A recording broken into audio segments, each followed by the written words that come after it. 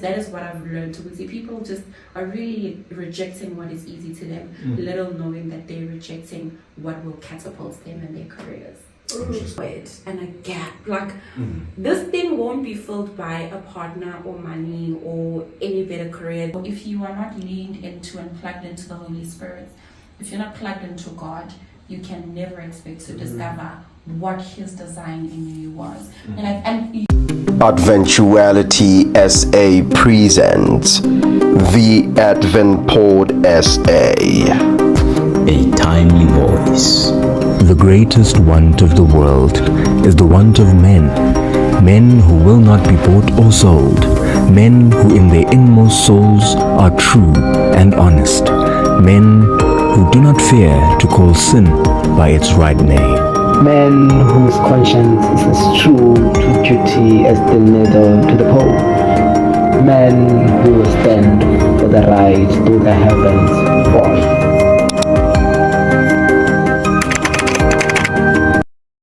Well, everybody, it's the Advent Pod SA, a timely voice, and we're here today with an interesting conversation around careers. And today, for our first segment of the show, we have the lovely Mpumi. Mbonane.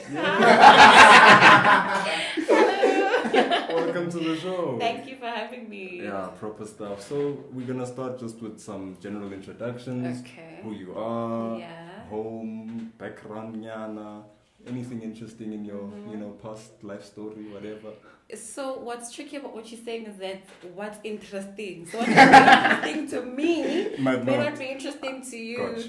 But anyway, my name is Mpumi. And this is an interesting question to ask, right? Because people don't know which way to take it. But I was raised in Soweto by a single mom. I am the last born of 3 kids. And I'm saying kids so weirdly because my sister's 17 years older than I am. My brother's 11 years older than I am. So I basically grew up alone. No, you grew up alone. I grew up alone. You're an only child. I'm an only child, but I grew up in Soweto. Absolutely loved it. I used to be the kid that went to a Model C school, and I'd collect all the kids after school, and I'd make sure that I teach them maths, I teach them English because I spoke better English than them, and I wanted them to speak good English too. And maths was really just good at that. So I'm that kid who always used to teach. Whenever I was done with the kids, my best friend and I would go onto a rock and start preaching to all the adults that were coming back from work. So this is who I've always been. As I was driving here, actually, I'm like, oh, I feel so nostalgic because I also went to Wits.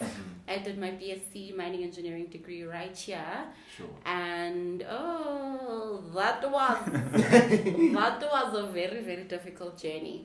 And I think it's what underpins and underscores the rest of my career journey because of the 4 years that I spent in anguish here. Okay. And I don't want it to sound like all of it was horrible. No. Not all of it was horrible, but the thing that brought me here became the thing that brought me the most anguish, but later on the most enlightenment. But yeah, that's me. Soweto girl who came to Wits, as a mining engineer, all of those things. Okay, tell me, in your choice of mining engineering, was there a system or... Yeah, the system was very flawed. Okay. Anyway, so I just said that I was very good at science, I was very good at math, and the logical thing to then do is for somebody with your brain, you need to be an engineer. And this is what I was advised, particularly by my brother-in-law. And the reason it stands out is because I just wanted to be a psychologist. Okay. I wanted to listen to people's problems and help them through that. I just love how the brain works. I love developing people, right? And this is testament in the fact that I'd come home and teach other kids. I would host talent shows and all of those things. Deep within me was just the desire to harness talent out of people. And I thought in my very little brain that psychology would be the best way to do that. So the reason why I actually chose engineering is because I was told you will waste your brain trying to spend your whole life and your whole career listening to people's problems. Don't waste your acumen. Don't waste your aptitude. Go to Wits and study engineering, and that's exactly what I did. Okay. That's story of everyone, actually. Most people go through that story. And I think the question would be, what are you currently doing and how was the shift? Oh, the shift was very interesting. So between 2013 and 2016, I was here at Wits doing my BSc. In my first year of work, which is 2017, I worked at a mining technical consulting firm. So I'm particularly saying technical consulting firm because it's not like your McKinsey or your BCG or your Bain & Co., where it's just consulting. It was technical in that I used to design the mines, design the mine dams, work out fleet size, all of those things. So it was technical in that we were actually planning and consulting mines on how to, I guess, expand and which routes to take. Okay. Absolutely hated it. 2017 goes down in the books for me as one of the worst years of my life, because I would wake up in the morning when my alarm rang. I would absolutely hate it because I'm just like, oh my gosh, another day of wasting away. I promise you, my pillows would be drenched with tears because I would cry myself to sleep like, this can't be my life. What was it, the toxicity of the environment? It's not even that. It wasn't even that. How old was I? I was 23, so I can't even say I had a quarter-life crisis. Almost, right? Yeah. But what it was I felt a void and a gap. Like, this thing won't be filled by a partner or money or any better career. There's something I'm missing. Okay. And it felt like that something I was missing was the essence of who I was. Sure. It did not tally for me that I would wake up every day of my life really designing minds and doing this work. I did not want to be developing minds. Okay. I knew from a very young age that developing people was the thing for me, but I didn't see how in the construct of where I was, I could be doing that. So it was really I'm lost. Like I wasn't me. I was in my body, but I wasn't identifying with the person that I was. Yeah. And so I had to pray, because I was just like, Lord, I know you created me for more. I know there's more to my life, but you're going to have to help me see them more. Sure. And so in that year, I decided, let me leave mining, because it was never a part of my plan. And here's the interesting thing. It was never a part of my plan, but we all know that God works everything out for our good. So it was part of his plan. In that, for me, what getting conferred with that degree did was give me a foot in the door. Yes, of course. So I left 100%. Yeah. So I left mining and I went into banking. And even going into banking, I knew that banking was just the means to an end. It wasn't the end in itself. And I think it was easier to land on banking because I was like, there was a point in my life where I wanted to be an economist, where, I liked the idea of finance. Maybe let me step into that. And so having that degree got me the job. Well, not completely, because I had to also show up, but the fact that I was qualified in a degree got me access into the bank. And when I got into the bank, things changed. I think my mindset around what banking was for me, what the bank was for me, allowed me to then go on the journey. So I get to the bank, and almost as if people could tell what I was going through, they'd say to me, yo, do you like it here? Like, yo. If you had a choice to make, if you had a choice to make, would this be the place that you choose? And I just feel like, is confusion written on my forehead? Like, is it that telling? Sure. Person after person after person would ask me this, and I was like, this is very strange.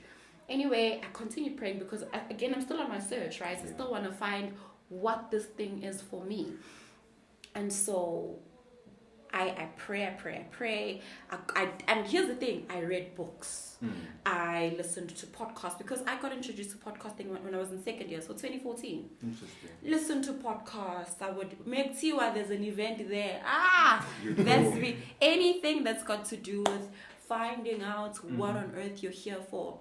I was there, but the answer never came. Sure. And I'd get even more frustrated when people are like, oh guys, if you can just find your purpose and live in it. I was like, but how did you get there? How did you get there? Tell me.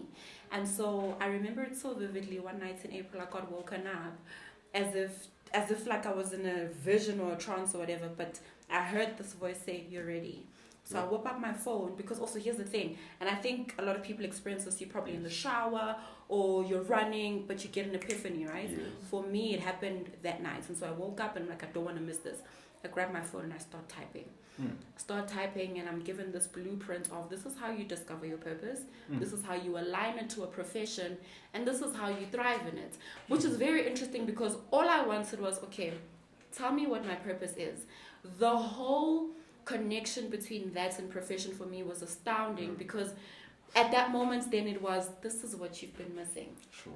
You've been waking up every day doing the thing you were designed to do. Sure.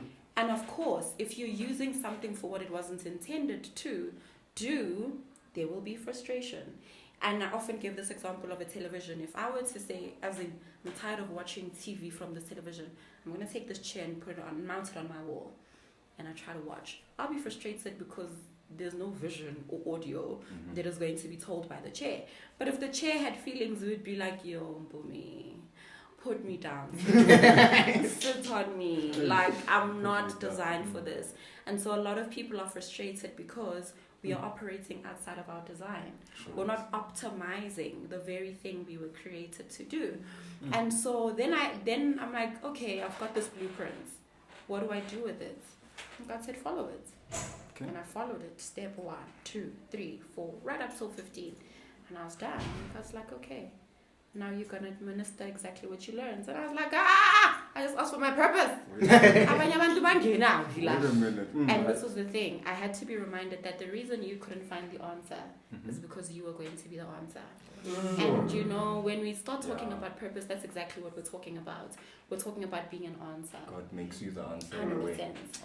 100%. Our purpose normally stems from the thing we yearned for and we longed for when we needed it the most, but also the thing that changed our lives the most is what becomes our biggest contribution to the world. And so that journey for me then became the journey that I now administer for other people. You asked me what it is I do. That is my long-winded way of saying now I am fully a purpose alignment strategist, and my role is to really help other professionals pivot into careers that are more fulfilling with more impacts and more income, by aligning their purpose to their profession. Nice. That is what I do now. I left the mining industry, I left banking, and I'm full-time now as a coach and a consultant. Right. That's a very long answer. I think the question that comes, right, sounds like a risky career, right? And being a black child in South Africa, I think the question that everyone would ask is, didn't you get scared of the financial backlash? Oh, please. I'm scared today sitting here in this chair like, who do you think you are? What do you think you're doing? I was going through my LinkedIn the other day, I think it was 2 days ago, and as I was going through it, I saw a post that I made, and the post started with, a lot of people ask me, Mpumi, how do you do it? And my answer is always, I do it scared.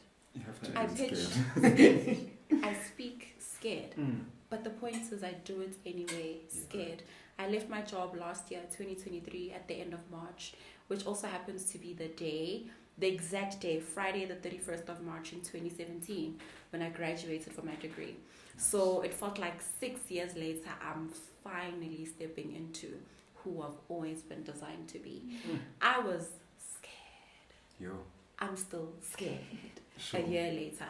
So it's a very scary move. But here's the thing. I don't think anything worth a pursuit comes without risk and fright, right? And I'm thinking about Jesus coming to die for us. Anyone would say, oh, but that was such a risk, him coming to die without the guarantee that we'll choose him. But isn't love the biggest risk of all? And he had to take that, or he took that risk out of love. And if you really love God and you really love yourself, and if you really love God and you love yourself, you'll take the risk from a place of love. And that is what I did. And what then helped me is that because I love the Lord and I obey him, and I love myself enough to not settle for what I know is below what I was created to do, it gave me a love for the work that I do and the people that I do it for.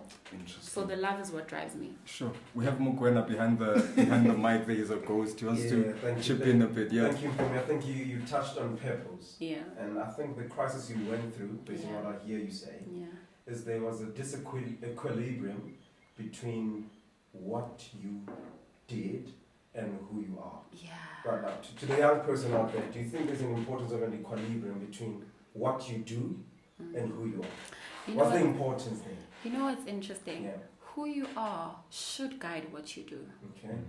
Because anything else you do from a place of inauthenticity never satisfies.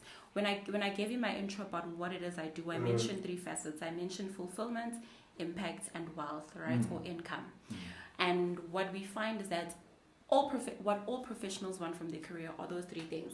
I want something that I'll be happy to do. Wake up happy to do.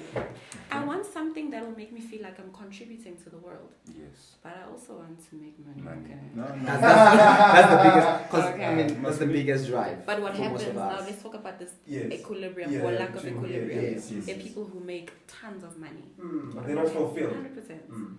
They make tons of money, but they're not contributing anything material or positive to the world. But they're making money. But okay, just to chip in there, right? Because I mean, don't you think it would be just like, you know what, I can make a ton of money and make a contribution outside my career? Will it matter? Right. Will it matter to you? That's the question that because in my mind I'm like, you know what, I can do it for the money. Yeah. And I can go and start a charity out there. Yeah. I'm contributing, Yeah. right? But not in my Yeah. day to day.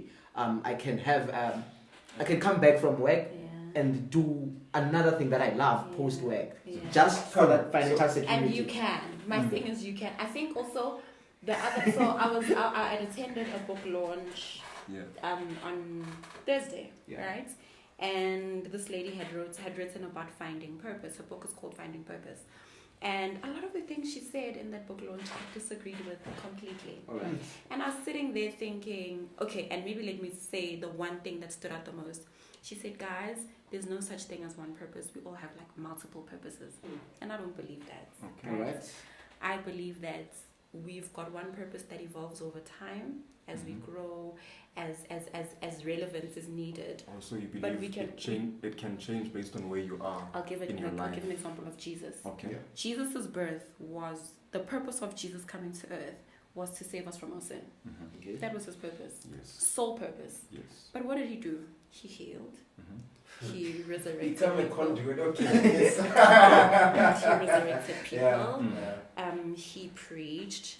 He did all these things. When we think about Jesus' purpose, we think about the cross. We're like, that is where he fulfilled his purpose. Yeah. But the cross was the ultimate manifestation of that purpose. Everything he did spoke to that purpose. Sure. So we have one purpose, but we can fulfill different functions. We serve a vast God, you Mm, know? And this is, so I believe that his purpose was one. That is Moses. Moses, you are going to take the children out of Egypt and into Israel. And he did that. I used to hate the story of Moses not making it to Canaan, like, oh my gosh, after all that work.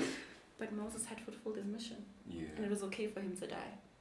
Whose purpose was it to bring the children into Canaan? It was Joshua. And he picked up the baton. We've got one purpose. Yeah. It evolves based on what the relevance is for that season. For example, the work that I do now is for professionals. I will get married someday. Hallelujah And plus amen. Hope to get invitations.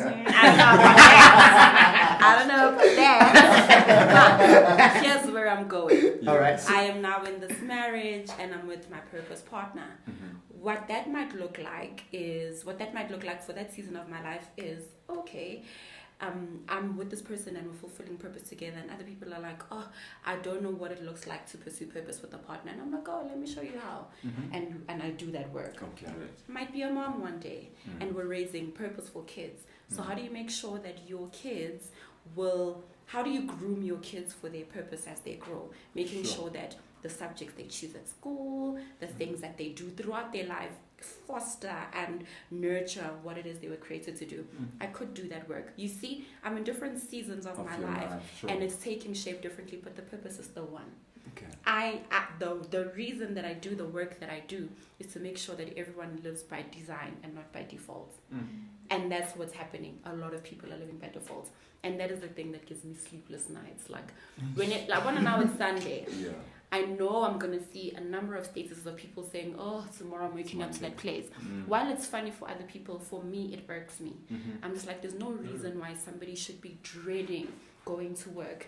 And I'm finding this from Ecclesiastes 3:22, which is the anchor verse for my company. This is an epiphany that Solomon gets as he's comparing the life of an animal and the life of people. Like, there's really no point to being a human being because both animals and men eat. At some point they're born, they're birthed, they eat, they excrete what they've eaten, they sleep, they die. What is the point? And then he says in verse 22, it comes to an epiphany, and he says, then I perceived that nothing is better than that man should find joy in the work that he does, because that is his heritage.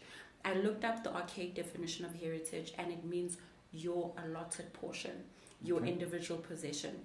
It is everyone's allotted portion. Everyone has been allotted a portion of finding joy in the work that they do. Sure. So when I see people not finding joy, it gives me sleepless nights. And until I'm no longer restless, I know that my work is not yet done.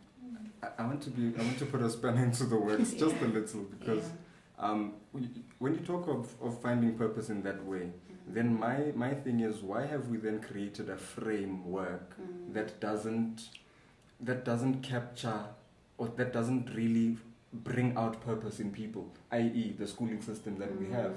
You understand what I mean? Where you have to move from mining engineering to banking to whatever else, because the structures set in place are too rigid to allow for that flexibility. For sure. That flexibility for someone to move and engage in spaces in free flow to find exactly what it is they want to do. Because for most of us, purpose, you're only going to find it really after varsity for most people. Yeah. You know what I mean? So how do you tackle that? Or do we just leave it as it is? No. We also need to remember that in the cosmos, in the grand scheme of things, there is a battle happening between the heavenly realm and principalities and all of those things. The devil's intended aim is to make us deviate us further and further and further away from the image of God. Okay. When I think about purpose, I cannot think of it outside of fully being in the image of God or reflecting God's image through what you do. So when I look at, and I don't know your name, I'm so sorry, but when I look at you, there is an image of God that I'm meant to see. When I look at my lovely partner.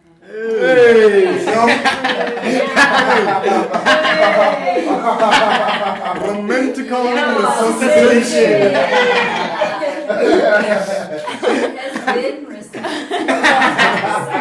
There is an image of God that I'm meant to see. There is an element of God that I'm meant to see.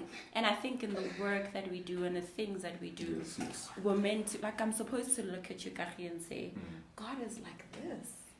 Or God thought of that.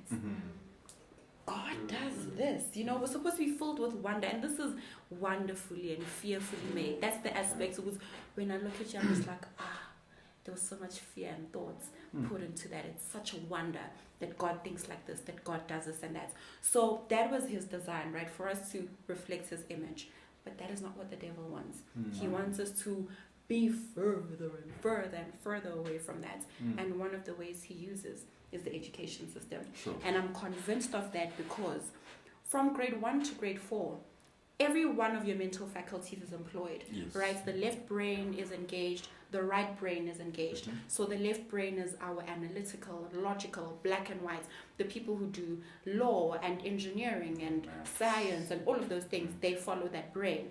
Your more creative people and artistic people, they're right brain dominant. Now the thing about right brain dominance as well is this is where the Holy Spirit, I don't want to say resides, but this is how we get a clearer messaging and picture of the Holy Spirit, because it's linked to our intuition, it is linked to our gut, it is linked to the part of us that employs faith. Now, what the education system then does, beyond grade 5, arts and craft and all those things are like, no. High school, select schools that only do artistic work, because the point is, let us suppress the right brain where there is intuition, where there is sensitivity to the Holy Spirit, and let's laud left brain thinking. And you know this, you see this because lawyers make more money than musicians. Accountants make more money than painters. Well, depending on like scale, the niche and how premium you've designed your thing. But for the most part, the careers that are lauded are ones that speak to left brain dominance, because the devil doesn't want us to hear from God. The devil wants us to denounce the existence of God. And that is why you find a lot of atheists are very well-learned people. Of course. Because they are employing their left brain. What is this thing that speaks to faith that I can't point at with my finger? The thing that needs me to believe it's without seeing. And it's by design, it's very intentional that the education system and the work system is the way that it is, because the point is to take us further and further and further away from God's image. Oh, that's powerful. That's powerful. I think when you mentioned that these atheist people have to, you have to know a lot in order for you to denounce that there is a God or there is no God. You understand what I mean? But sorry, before you continue, it's a fallacy to say that people who believe in God don't employ their logic. Okay. God does not expect us to have blind faith, and I don't think there is a wall between science and God, or science and faith. Science helps us understand God better. It should, yeah. God reveals nature and science to us better than if we just relied on our logic. So there's room for logic, or left brain and right brain in the kingdom of God, and that is exactly what He wants. He doesn't want us to follow Him blindly. Interesting. Yeah. Behind the scenes. But I think it comes from your occupation, right? I think you've been called to act more proactively than reactively. I'll tell you a story of mine. I was a young man washing my father's car, and my father says to me, "You've got to choose a job in which you'll never have to work a day in your life." Oh, the lie! No, I promise you. And I've heard that. That's what my dad told me from. I think I was 6 years old, and it stuck to me. Yeah. Up to this day, I'm testament to that. Every day when I wake up to go to work, I'm not like you when I was at 20? 17, when you know what, the alarm is there and I'm out, right? I look forward to going to work because it's part of who I am. Why? Why do you like the work that you do? Because I'm into communications, interaction, diplomacy, and consultation. So it's building me. It's who I am. And what about that makes you tick? Well, it fulfills me. Communicating with you like now. I feel much more alive. I'm more into interacting, communicating. I don't have to be prepared for it. It's who I am, and I have to bridge who I am into what I do. And I don't have so there's a young person out there saying, how can I then detect who I am? So I can decide what I do. How did you detect? No. You know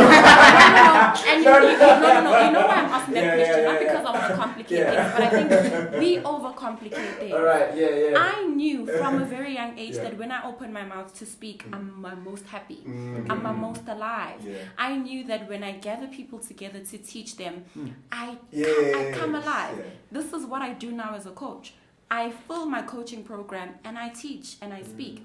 And I knew that from a young age. Nobody had to say this is what you like.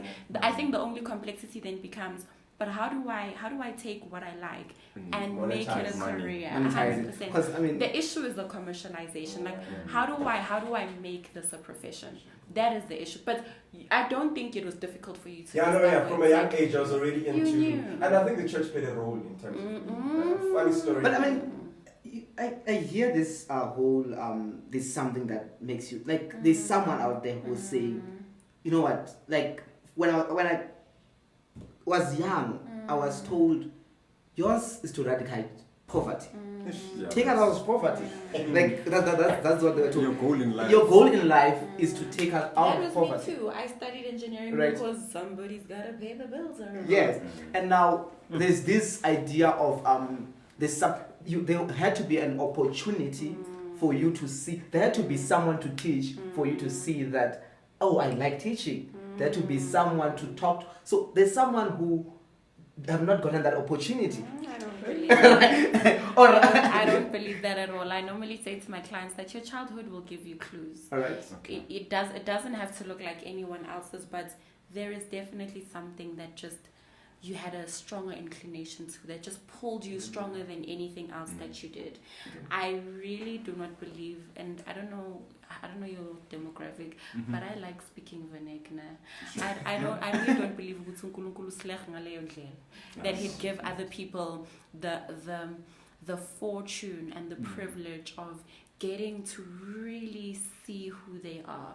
And others like, when you'll figure it out when you're 18. You're on your own. There are always clues. The things we think are coincidences are actually coordinates. Right. There was a coordination that was happening in the background without our knowledge. The question is, there is not a single person that the clue. doesn't know. How do you read the clue? I think that's the tricky one. To say the clues are there, but they can look like a coincidence. How do you read those clues? I think just you like know we why that had. is difficult for me to answer because people learn differently. Okay. And so I can't. When you see this is the one. because people learn differently. Yeah. Others perceive things visually. Okay. Others audibly. Others have to sense. Yeah. Others have to, like, there's so many ways that people learn. And so I don't want to be prescriptive in saying this is how you will know. It's easier when you are dealing with non-professionals who've gone through their careers for a bit, and you can actually give them a framework to follow because something about their profession, something about their experience allows them, or their profession and the experience lends itself to following a certain journey. But for someone out there who's young, you just have to be plugged in. And I think it behooves me to say this. Also, we need to remember that the one who made us is the one who reveals these things to us, right? And so if you are not leaned into and plugged into the Holy Spirit, if you're not plugged into God, you can never expect to discover what His design in you was. And you will hear that every time I talk about my story, I say, I prayed, and I prayed, and I prayed, and I prayed. Oh, I prayed because I understood that the one who gave me the purpose will have to reveal it to me. Excellent. And so you will never discover it outside of the one who made you. We've got a creator who's in heaven and we can speak to him and pray, but we've also got a Bible that is a manual to say, guys, I designed you and I put you on earth with a manual to show you how to live the design. So outside of following God, it's tough. It's tough. hard luck. No, let's wrap up the conversation in this way. Oh, I love it, John. I'm kidding. It feels too short. Even I'm shocked that the technical team is telling me time is moving. But look, in your professional life, right, you've dealt with people who've wanted to pivot. Just tell us just a few. What are the things that you've seen them do where, like, they know they've stayed too long before they pivot, and what are the emotions that are going through them before they pivot? What keeps them there instead of let me pivot to another career path? I know I don't like it where I am. It's not even the people. It's just I don't like doing this thing. It's not you. It's not you. Yeah. So what are the things that keep them entangled there instead of pivoting quickly? Because I think even in business, you know that if this venture is not working quite well, pivot, change strategy, and move on, right? Yeah. So It's a lot of things, and it varies, right? Sure. Others stay because of responsibilities, and you mentioned this. Yes. I've got kids. I've got a sick mother. Yes. I've got a husband at home, and I've built this lifestyle around me. It's not easy to then start over. So it's the responsibilities that keep a lot of people there. And this is the thing with staying too long. Is that we think that doing nothing about our situation is better, but actually doing nothing about it makes it worse. I'm a scientist, so of course I'm going to bring this law of entropy, right? What entropy is something is unattended over time, it deteriorates. And this is what happens. People are like, I'll play it safe and I will, but they're actually not playing it safe. They're just making Do matters you think worse. people are adaptive though? Not as much as you would think. All right. Yeah, not as much as you would think, because change is difficult. It really is difficult. I mean, when I say adaptive, I mean you could be in a position where you're like, okay, when I got in here, I didn't like what I'm doing, but I learned to love it. I adapted to being here. I'm gonna tell you something. I'm gonna tell you something that I said to a friend of mine who was like, we're just comfortable. That's the thing. I mean, we're comfortable with our salaries, and I'm like, you're not comfortable. You're comforted. You're tolerating. For 20 days, because we work 5 days a week, right? The average person. For 20 days, you're agonizing over this thing, and then the one day that the notification goes on, you're comforted with, that's not that bad. It's better. And then David orders come, and you're like, this place again. So people aren't comfortable, they're comforted. And I think That's what the problem is. So that's what happens, right? People are just like, I've got all these responsibilities, but also the reality that change is difficult. And people think about, now I have to start from scratch. Oh my gosh. And I always say, guys, there is no way you're starting from scratch. I've just told you about your childhood that gave you clues, that literally built you and the purpose you were designed to. You went into this organization and you garnered all these skills and all these expertise. Why do you think God wants to throw all of that to waste? There's a point to all of it. There's no journey that is a misstep. There's no misstep in the journey, right? All of it plays a part. All of it is meant to accomplish this one thing. So what you are actually starting from is from a place of having all these things at your disposal, all the networks at your disposal, and it's just making the pivot to say, what can I do with these expertise that will serve this thing instead of what it's always been serving? So it's always that. It's just, I have to start from scratch. And I think also to close off, because I can talk forever. To close off, there's also this thing called, and I'm just thinking about the comment that he made, there's a thing I recently learned called effort justification bias. And effort justification bias says if something is hard gained and you had to toil and labor and sweat, that is the only thing that is worthwhile. So what that thing does is that we reject everything that comes easy to us. Because if it is that easy, it can't be that good. It can't be real. It can't be real. It's too good to be true. Good to be true. And so because we've got that bias that justifies effort, we then reject our purpose and we reject the things that come easy to us. And we don't realize that in doing that, in rejecting our ease, we are rejecting our fees. You probably do the money so well in what you do. And if you were to take you and place you somewhere else, you may not struggle, but because you are not authentic, because you don't excel, because you're not ambitious about the next thing, because you're not innovative in that space, it will affect your fees. It will affect how much you make. And so that is what I've learned to see. People just are really rejecting what is easy to them, little knowing that they're rejecting what will catapult them and their careers. Interesting. Okay, so just a question, right? There's someone out there who... someone out there. There's always someone out there. The same person. Different people. Someone. Yeah. No, someone who's saying they would want your services, right? They would want to be guided towards this purpose and to making more finance, because at the end of the, like, my questions has always been in one thing: money. Like, no, I just come from a background of a black child struggle in this country. That's very real. Right. So someone was saying, you know what, I would want to get your services. How then do they get in contact with you? They get in contact with me by going to my Instagram or my LinkedIn. I'm Mbonane. But what I will do for you guys is leave a link to my coaching program. When are you airing this? During the month of March. During the month of March, it's okay. But whenever that will be, I normally do a program where people can really just conscientize themselves around this whole idea of purpose and professional alignment. And I'm saying conscientize themselves because there are honestly many ways to get to a destination. And I'm not in the business of convincing people that my way is the best way.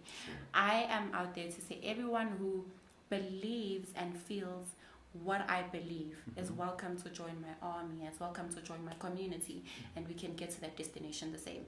Those who subscribe to you have multiple purposes, or by all means follow that route, it will get you to the destination. So I'm not sitting here thinking my way is the only way, and if you don't subscribe to my way, you're doomed. No, I'm saying if this is your journey and this is your belief, then I am the person that will help walk that journey with you. So I'll leave a link with you, and that link will either direct people to a webinar that I host, a webinar called A Purpose That Pays the Bills.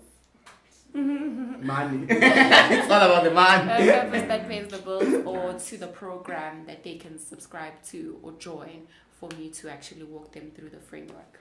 Lovely stuff. Lovely stuff. But I'm Mbonane everywhere. Lovely. Mukwena, we're closing. That's what I'm closing it with introduction. So after all has been said and done, what do you want Mpumi to be remembered as? Oh, I want Mpumi to be remembered as the person that did not give people a break for settling. Like Mfutsu, when people think of me, what's yo? You must lose sleep. She made us confront ourselves. You know, I want to be the person who's remembered for challenging people, to like challenging the mediocrity in people. Like stop that behavior, guys. We were wonderfully and fearfully made. Like the world needs to see your wonder. Everything you do needs to reflect the fearfulness who's you.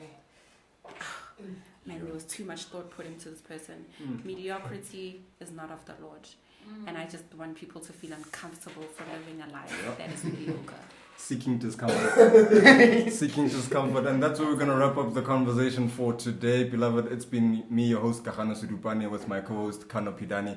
And this was the Advent Pod SA. And we are a timely voice out. This was our... Don't worry about it. I don't forget.